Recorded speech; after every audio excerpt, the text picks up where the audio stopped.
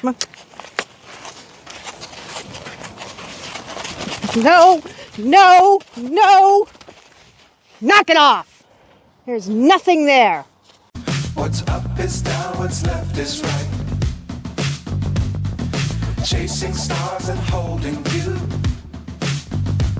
I can't see the end, but we'll see it through.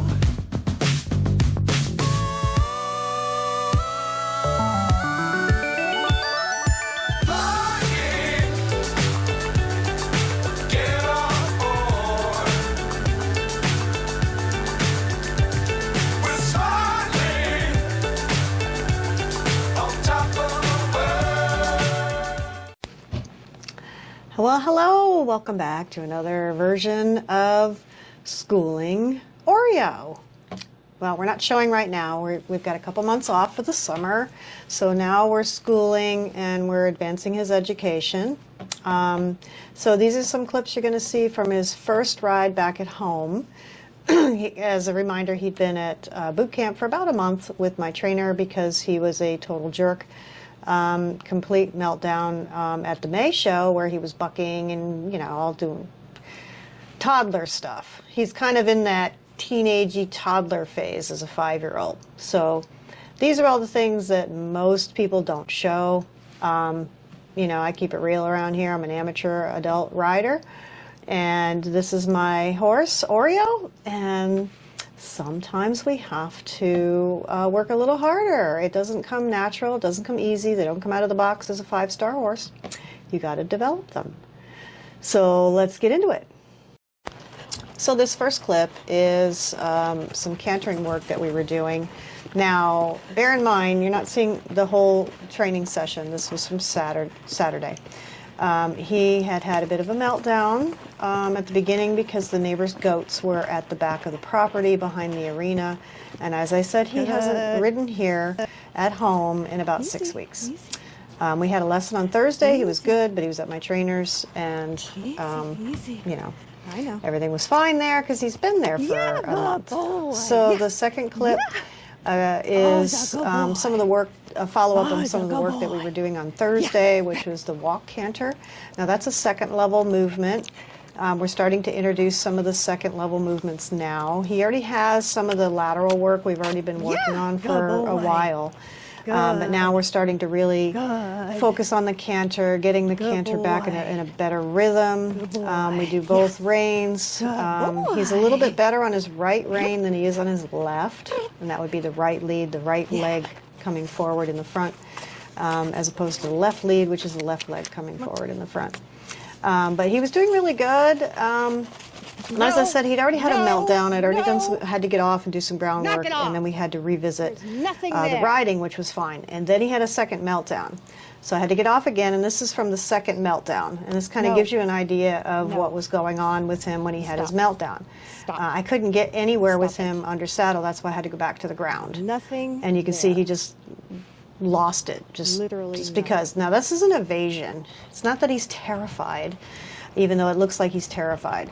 It's an evasion that he's learned that he can get away with stuff. If he's scary or acts scary, then he can not have to work. So there's that teenager stage. So then we get back on, and now we go back to our lateral work. So now we're working on a shoulder in, which means the shoulder comes in on, you know, on the line, and now we're switched to a haunches in. So I've gone from a shoulder in, and I've turned his body, and now we do haunches in. Then we went back to some of the canter work from trot, just to do it, make it easier, so that way he wasn't so excited about the cantering, because we went back to something he knows he can do, which is a trot to canter. So I wanted to finish with the trot to canter work, at least with that portion. We also do our stretchy trot, we do our walk work, we do breaks with the walk, both in a medium walk and then in a free walk. So we do a lot of, it's not just flat out riding, there's a lot of breaks in between. This session actually ended up being over an hour because of the antics that he was doing. You know, freaking out and spazzing, and I had to get off and do groundwork. So this is some of our stretchy trot work. We're getting him to reach down, but we need him to reach forward and out. And then this is some of our leg yielding. This is also from this 22nd. Souring This by is the another gate. session. This session was a bit better. So this would have been Sunday. So Sunday was a much shorter ride. It was only 17 minutes because he didn't freak out and he didn't need any extras. And you can see here we're just working on our cantering, just praising him for his work. Good. This one, I think this is canter also, yeah, just working on the aids because he was souring by the gate because he before I wanted could set him to, up. you know, go back to his stall and eat and do, you know, toddler things, play video games, you know, hang out in his man shed and not have to work. But anyway, so we're trying to kind of chip away at this workman attitude that he lacks. So here we are back at our shoulder in, and then you'll see here the body shifts, and then we go to a haunches in.